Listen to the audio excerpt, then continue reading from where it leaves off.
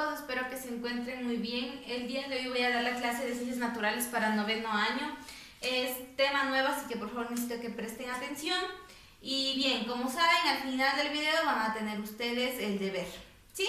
Hoy vamos a ver algo diferente a lo que hemos estado viendo, todo lo que era planetas, estrellas, nebulosas, constelaciones. Hoy vamos a ver algo más relacionado con un poco de física, ¿sí? Vamos a ver el espectro electromagnético.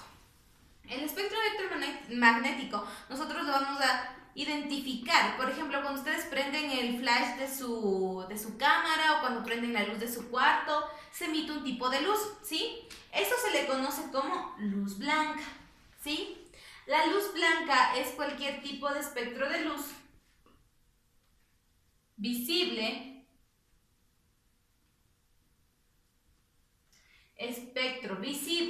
¿sí? Que nosotros vemos. Pero ¿qué es lo que sucede con esta luz blanca? Cuando esta luz blanca pasa por un prisma, ¿sí? Digamos que está aquí el prisma, más o menos dibujado.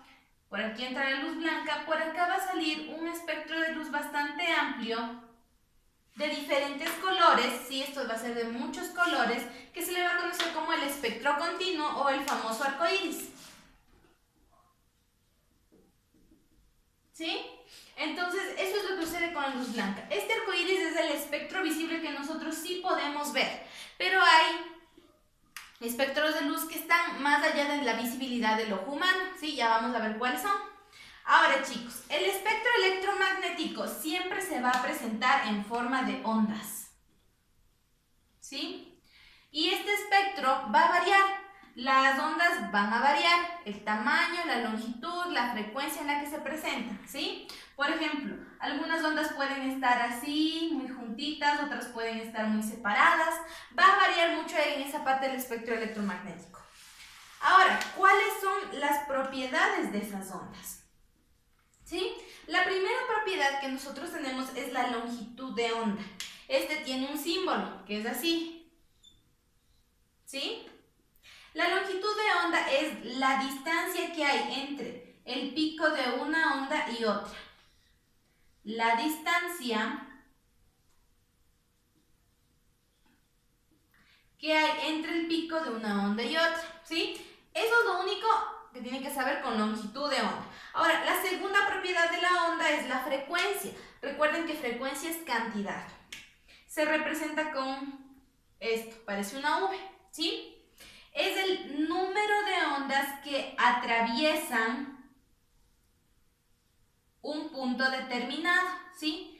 Un número de ondas que atraviesan un punto determinado dependiendo del tiempo, ¿sí? Va a depender la frecuencia del número de ondas y también del tiempo en el que atraviesa ese punto, ¿ya?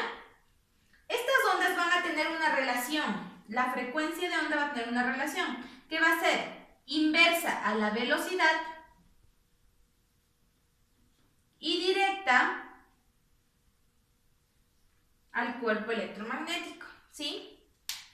Ahora, estas dos propiedades de las ondas, tanto la longitud de onda como la frecuencia de onda, nos van a servir para calcular algo que ya les voy a decir. Estas dos propiedades son muy importantes porque nos van a servir para calcular la velocidad de la luz, ¿sí? Recuerden que la velocidad de la luz es más rápida que un chasquido, ¿sí?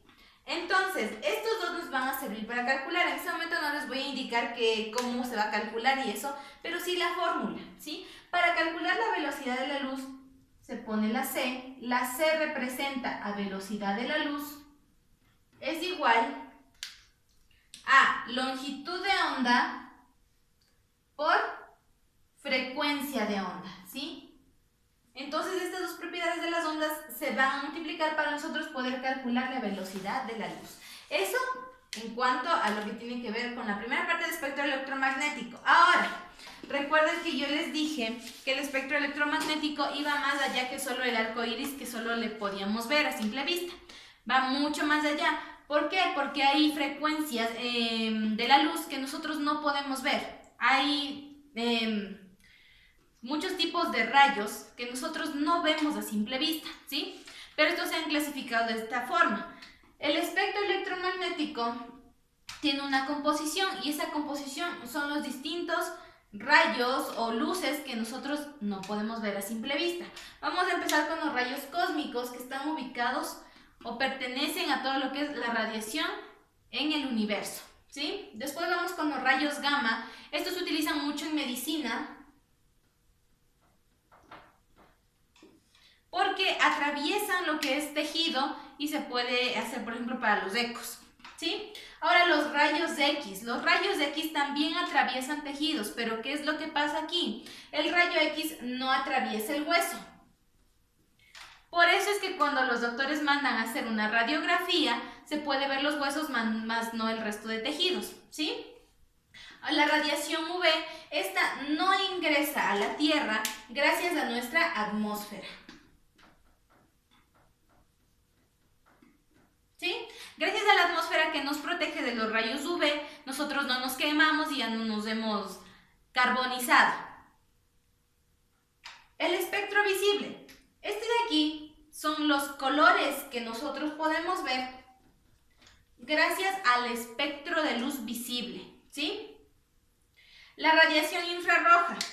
Esta provoca pequeños tremores o temblores entre partículas que generan calor. Por ejemplo, una roca que está caliente emite radiación infrarroja debido a, es un simple ejemplo, debido a que las partículas están vibrando y provocan una sensación de calor, ¿sí?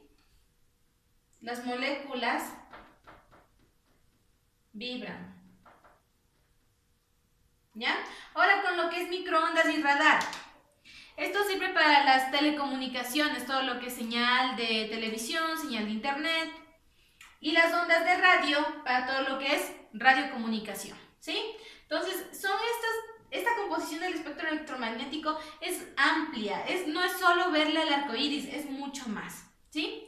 Ahora, además de estos rayos, de estas ondas, existe otro tipo de espectro que se le conoce como el espectro de líneas. Este va a variar un poco y es diferente. ¿Por qué? Porque aquí nos vamos a ir a una parte muy pequeña, que es a los electrones. Recuerden que el átomo, ¿sí? El átomo está conformado por protones y neutrones en el centro y en sus órbitas vamos a encontrar los electrones que son negativos, ¿sí?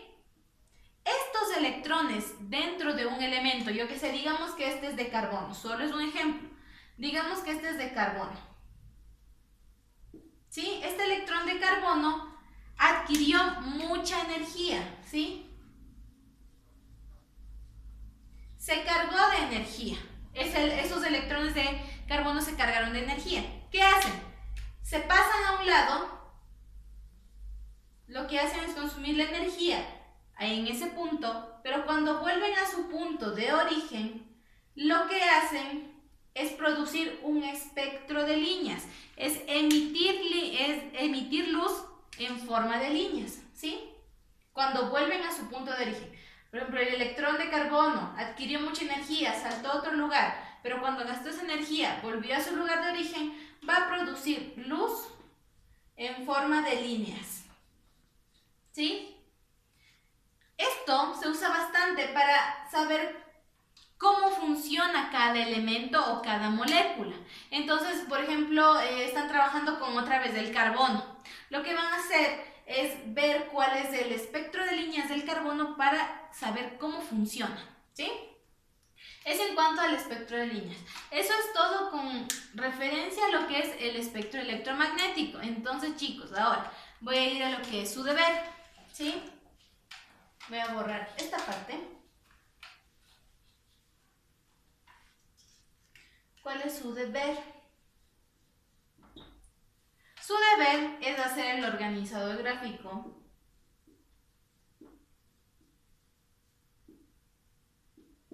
¿sí? El organizador gráfico que tiene que ver con el espectro electromagnético. Sí, chicos, ustedes encuentran eso en su libro, yo voy a poner las páginas en Google Classroom, ¿ya?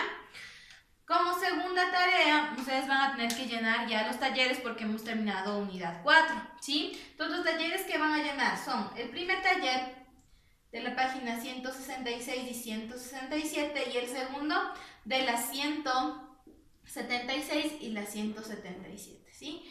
Eso es su deber, chicos. Todo va a estar cargado en Google Classroom. Y si tienen alguna pregunta con referencia a este tema, me la hacen saber, yo con gusto les voy a explicar. Muchas gracias.